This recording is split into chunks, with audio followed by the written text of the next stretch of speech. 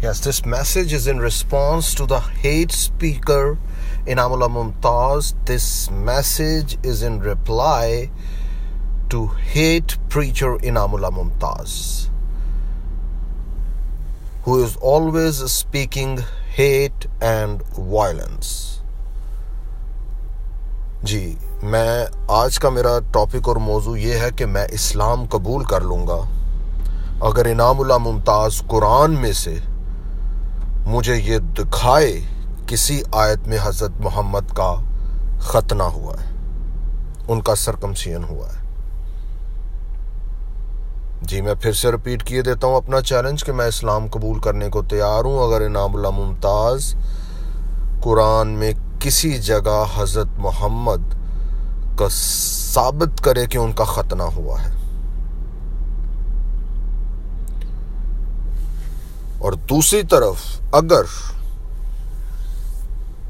وہ اس چیلنج پر پورا نہ اترے اور اس چیلنج کو پورا نہ کر پائے اور نہ دکھا پائے قرآن میں سے حضرت محمد کا ختنہ ہوا حضرت محمد کے ختنے کا حکم،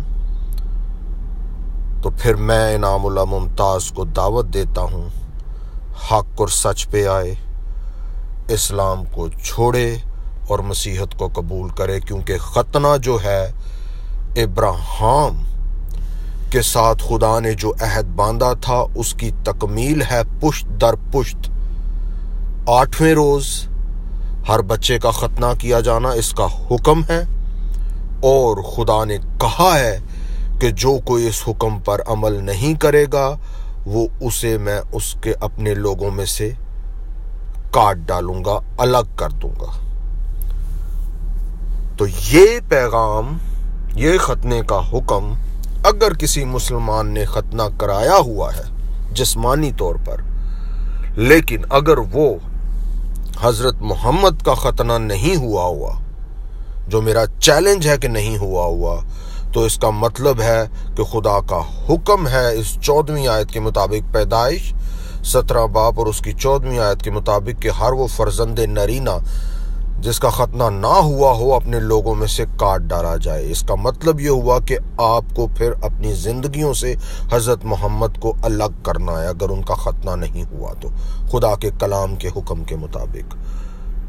اور اگر قرآن کے اندر کوئی حکم نہیں ہے، تاریکی ہے، اندھیرا ہے، تو پھر میں نے آپ کو نور اور روشنی کی کرن آپ تک پہنچائی ہے، خدا کے کلام کی سچائی۔ آپ نے پھر بھی اگر ختنہ کروایا ہے تو آپ مسیحیت کو فالو کر رہے ہیں، آپ بائبل مقدس کو فالو کر رہے ہیں آلریڈی۔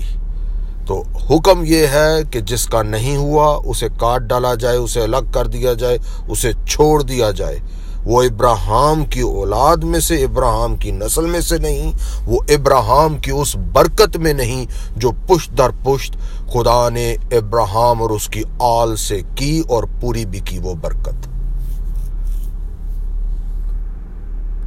تو اب اگر آپ کا جسمانی ختنہ ہوا ہے تو آپ کے لیے یہ خوشخبری کی بات یہ ہے کہ خدا کہتا ہے اپنے دلوں کا ختنہ کرو۔ استثناء 10 باب اور اس کی 16ویں آیت، اس لیے اپنے دلوں کا ختنہ کرو اور آگے کو گردن کش نہ رہو، اور اپنے اندر اکڑ اور سرکشی اور باغی پن نہ لے کے آؤ۔ اگر کسی مسلمان کو میرے اس پیغام سے غصہ آئے گا، اس غصے کی بجائے اپنے دل کا ختنہ کرے۔ ابھی اس وقت اس کے دل کے ختنے کا وقت ہے اگر اس نے جسمانی ختنہ کروایا ہوا ہے تو۔ اس کا مطلب یہ ہے کہ وہ اپنے دل کو صاف کرے، پاک کرے، گناہ کی کھلڑی کو اپنے دل سے اتار کے، بری سوچوں، بری باتوں اور گناہوں کے کاموں کو اپنے دل سے اتار کے اپنے دل کو پاک اور صاف کرے، اور اس کے لیے اسے کیا کرنا ہے؟